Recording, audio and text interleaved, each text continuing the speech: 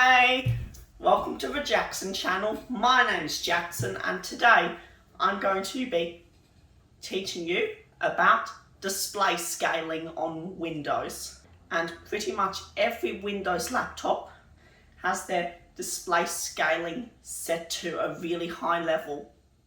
You get about 13 inches of space and you might as well use it. So now I'm going to show you exactly how to do it for yourself.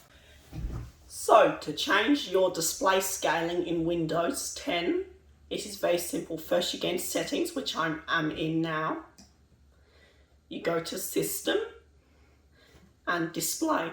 I have multiple displays, so you'll see that option, but normally if you just have one, that menu won't happen. So scroll down next to resolution. That's the resolution. Make sure it's at the maximum. Usually it'll be the recommended.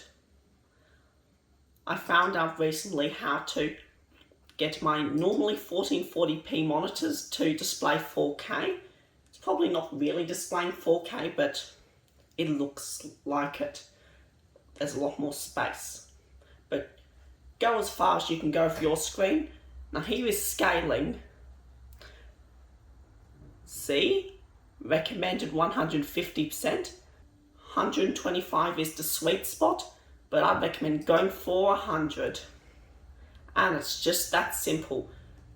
Close out of settings and enjoy your day using all the room available on your computer's display. So, thanks for watching this video today. Have a good day, and that's all I've got to say. Bye!